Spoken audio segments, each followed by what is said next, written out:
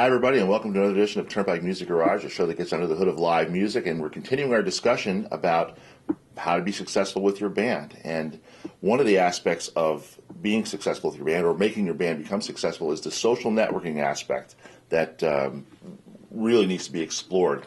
And that's where we're going to turn to Billy Spencer from Local Rock Gods TV today, even though we've kept Brian and Maria here for yet another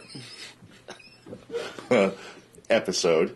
And so you talked about social networking is a big factor now. Advertising is done, papers are done, newspapers are done. What does that look like? When you're talking about social networking, what are the aspects, the pieces of that puzzle? And as a band coming up or as a promoter, what should be in place? I'm going to start with you, Billy. One of the things you have to remember is in the old days, bands would put out mailers and were coming to your town, and they would go and put flyers up on the light posts, and that's so archaically old now. But it still holds true in the Facebook realm, the Twitter realm. It's not really, your message always. It's about how many people you get your message to, and if you don't canvas that, if you don't reach out to them, then they'll never know that you don't exist.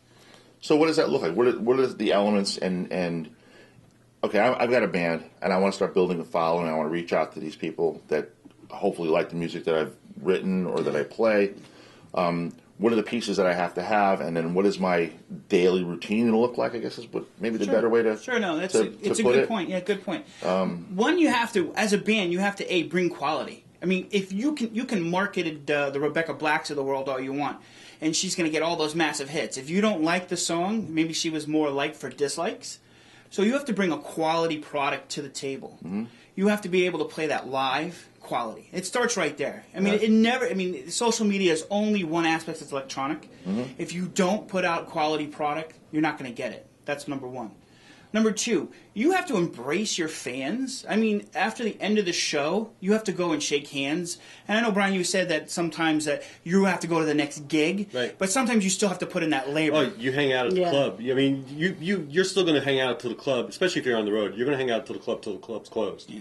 And you're going to say hi to people, and you're going to meet people. I mean, even if you're out back, grabbing a smoke or just getting some free time, people are still going to be milling around, and you just got to be accessible. And that's the thing, and just be honestly thankful that people showed up. Yeah. And people, if you're sincere, people pick up on that, and that actually kind of fosters the growth of the mailing list, so to speak, or the email list. Yeah.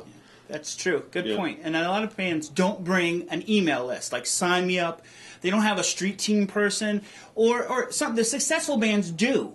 You even if you don't have a merch or your sticker or a thing, bring somebody to hang out at your table and talk to them.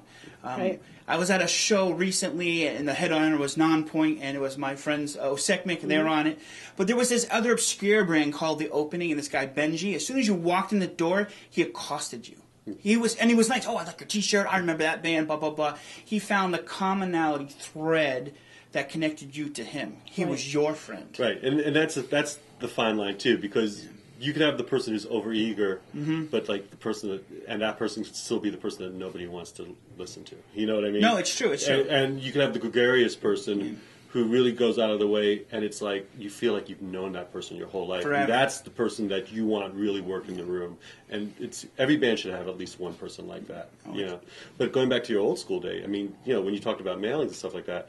Even still, though, it's still important for a band to do the self-promotion at the club. If you're able to, whether it's sending it out or going there in person, at least at the club, putting up posters, announcing that you're going to be there, at least starting 2 weeks before you're supposed to be there, so that the people who come in those 2 weeks will be like, oh, this band's coming through town, or this band is playing here next week. I've heard about them. They're pretty good. All important stuff. I think another thing, too, you should do is to build campaigns. Companies do it on advertisement sprees, and we all have to, like you said, building up. What do you do? How do you blast yourself? How do you tickle the right things? How do you align yourself with the right person? I mean, if I know I'm going to go to a gig, I always end up talking to Maria because I know that she has some insight that I don't know, or I may dish some dirt to her about a band.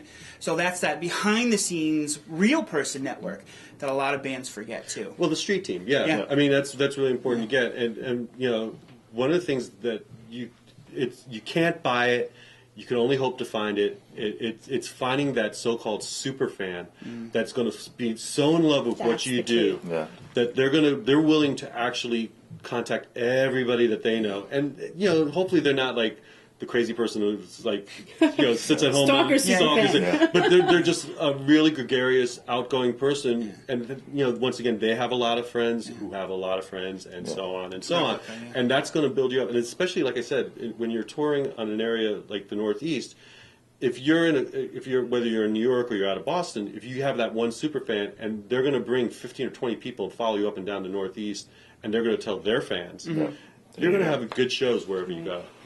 Well, let's take just a quick wrap for the electronic media side of it. You need to be on Facebook. Facebook. You need to be when you're at a gig collecting names of people that you want to add to your friends list. You need to have a band page. A band page with a blog on it. A blog on it. Okay. Blog is big. Blog is huge. And then a Twitter account. A Twitter you could have. I mean, and so your daily routine looks like what? You get up in the morning. If you want to do it like really seriously. You really should assign somebody. If you're a band of 5, then one day you should have the daily. You should be just doing rotating. I think we got some good information there. I'd like to thank you for sharing it with us. And I'd like to thank you again, Marie, for being here, and Brian for being here. Turnpike Music Garage is the show that gets under the hood of live music. We thank you all for watching. We'll see you next time.